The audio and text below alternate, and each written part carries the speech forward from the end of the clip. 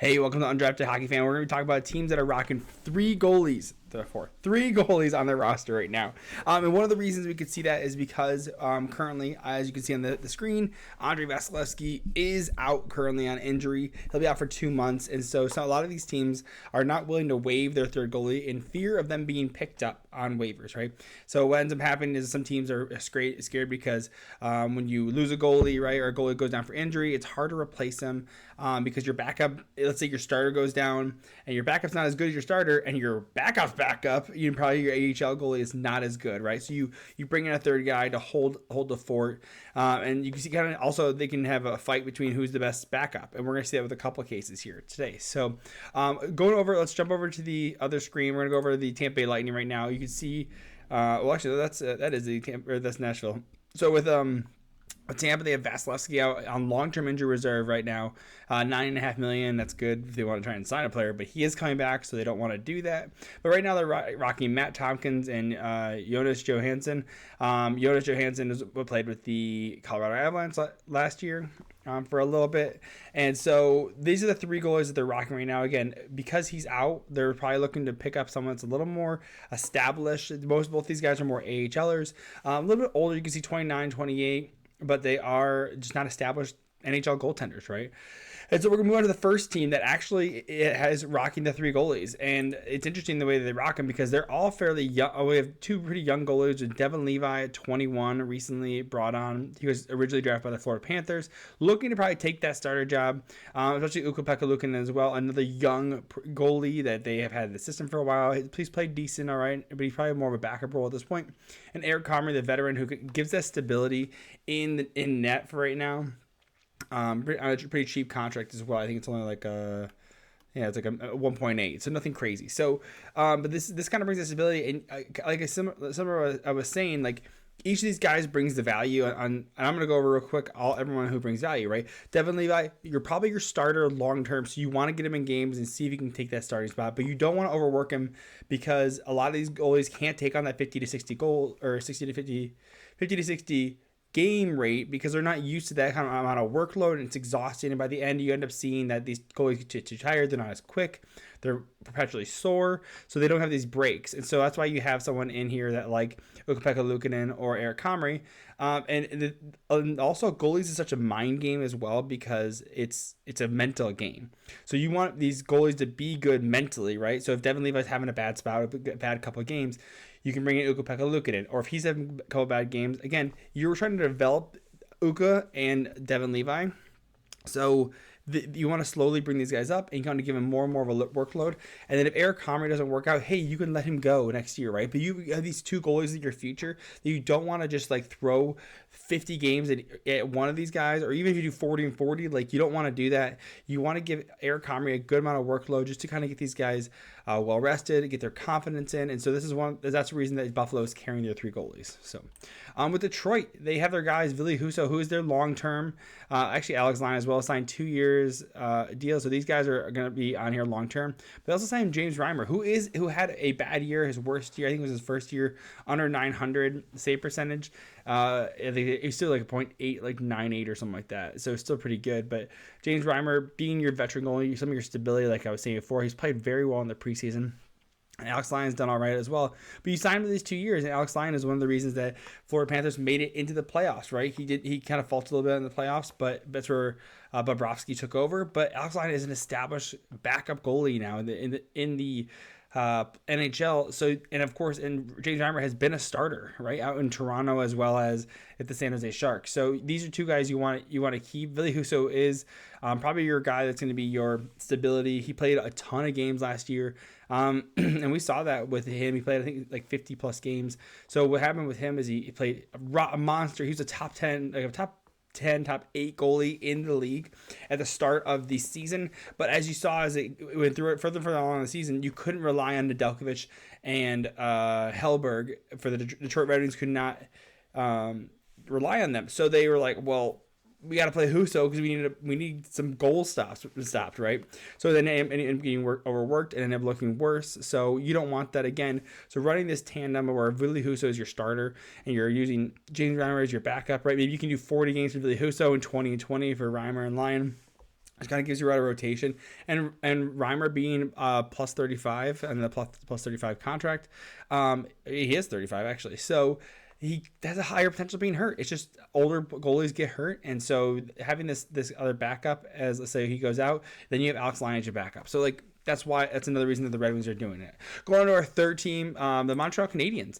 You got Jake Allen, who is our guy that you wanted him. You say, hey, like this is one of your guys is going to be your stable in the throughout the rebuild, and he knows that as well. So that's why he signed that longer term contract, and so that's why you have Jake Allen. He's going to be your starter, right? But Montembeault and Primo are your young guys, right? 24 and 26, just starting to come into that goalie prime, where goalies take a long time to develop, right? But again, you don't want to be giving a huge workload on these guys, because again, you don't want to ruin their confidence now. You want them to be good long term, so you sprinkle them in their games, right? So I can see something where Jake Allen's playing 40 of the games, Montembeault maybe gets 30, and then Primo gets like 10, 12 games. I can see that because you're giving Primo that, hey, this is the level that we play at. This is the NHL level. You have to learn, you have to acquire these skills. Same Montembeault, don't overwork him, right? And Allen, again, he's your guy. He's there to take hard pucks. He's there to be against the hard teams. So that's why you have a goalie like him throughout the rebuild who can just kind of take, let's be honest, take the shit. He's taking all the shit goals.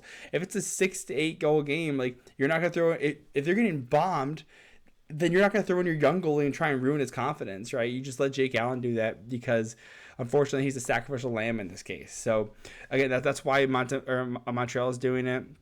Philadelphia as well. So you have 3 young goalies. So you're looking to test these out, right? Carter Hart has had some iffy years in the last couple of years, right? Still young, 25 years old, but you want to get him in a rhythm where you can say, hey, is he the goalie of the future? And he should be. He probably started out in the NHL a little too soon, but there's been some bumpy roads right now. And of course, Philadelphia is going through the rebuild. Again, you don't want to. He's not your Jake Allen, right? He's not your scapegoat.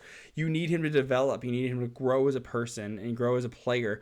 And that's the same thing you have with Eriksson and Felix Sandstrom. I mean, you got to figure out if you want who's going to be your long term. I mean, you guys have a year left, right?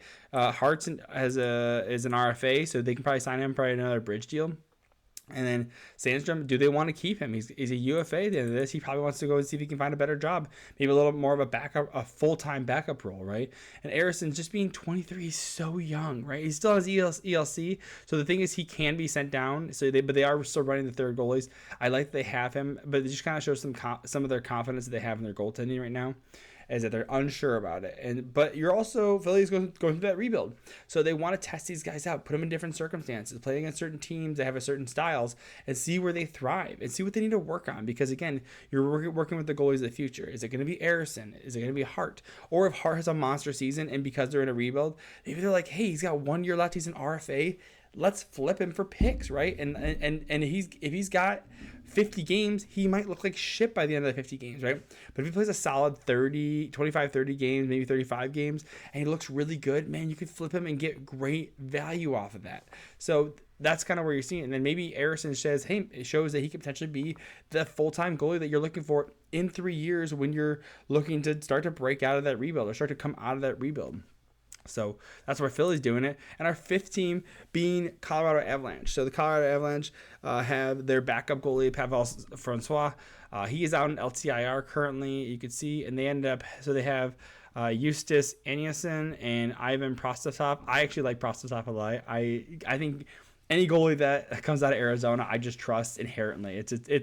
It's a bias that I have. So, but of course you get your starter in Georgiev. But again, you don't know who's gonna be your guy, right? Eustace Aniamson, he is waiver exempt, so he can be sent down at any point. But you want to test out who's your current backup right now, right? Until Pavel Francouz can get here. If Prostov has a bad night, then you throw in Aniamson. So this is more of you're just testing it out, right? Until you can figure out what's going to happen with the other guys. And maybe you find out that Anderson is just not there yet, so you send him down because he's waiver exempt at this point. So which means he can go to the AHL and he doesn't have to play currently. He can just go down without having to be going through waivers. So then you still rock your 3 goalies. You rock Francouz because maybe he takes a little longer after injury just to kind of get back in the groove of things, right? Maybe you play him every 3 games just to kind of warm him up, right? Don't put too much pressure on him. And then same with prop stock, can kind of just back out some of the worst teams in the league just to kind of hold their own, right? So that makes sense for the Colorado Avalanche. By the way, who are trying to go for a playoff, right? They're trying to go long term, right? So I imagine Georgiev will take a bulk of it, but giving him some rest by playing these 2 is not a bad idea. And just to throw out a couple more that have injuries, they are wrecking 2 goalies, but you're looking at Columbus. Merzlikhin is your starter, of course. Then you have Daniil Tarasov, who is who's injured reserve. So they picked up Spencer Martin. So they have 3 goalies, but 1 is on injured reserve at this point. So if Tarasov ends up coming back, they end up waiving Spencer Martin again. So we'll see how that goes. He did get waived. He got claimed from Vancouver. Same with Nashville with Kevin Lankinen and UC Saros. And they have Dylan Wells on a PTO still, so I'm surprised that that's happening. But maybe he'll end up signing a quick 1-year contract and get play that 3rd goalie role. Maybe we'll see, or maybe an AHL deal. And then Seattle as well, actually having 3 NHL goalies. I'd say the 3 NHL goalies with Grubauer, Decord, and Drieger. I think, of course, they ended up waiving Drieger, and he didn't get claimed. That contract's a little bit tough to do, so he's got a 2.35, and for a goalie who's going to get waived. Also, he has a no trade. Look at that. He's got 10 team no trade. So they're rocking 3 goals. They do have 3 goalies, but 1 they have sent to the minors, and they're taking I think it's a buried penalty. Yeah, buried penalty right here. So they are taking a buried penalty by putting him down there of $2.35 million against the cap. So this is why we're talking about the Tampa Bay Lightning. I mean, Tampa Bay would love to probably get Eric Comrie, right? They wouldn't mind him because he's been in the league for a while. I mean, they would love a James Reimer or an Alex Lyon. With these 2, you get either Caden Primo or Samuel Montembeault. Montembeault has played well for the Montreal Canadiens, right? They're not going to waive Jake Allen. But they'd love one of these guys. I mean, you can avoid it with Philly by sending down Harrison. And, of course, if Ivan Prostov gets waived again, I imagine Tampa Bay will be putting a claim for that just to say, hey, let's try this guy out. Is he going to be good enough for a backup? So we'll see what happens. I mean, you got some time. I think it's still December is when Vasilevsky is coming back. But this is one of the reasons they're carrying 3 goalies, and it's not uncommon right now because of some of the injuries we're seeing. There are some good goalies that are going to be moved. And so I wouldn't be surprised if we see, quite a few goalies moved, actually. So let me know what your thoughts are on this. Hit like, subscribe, and comment, and catch up with you soon. Love you.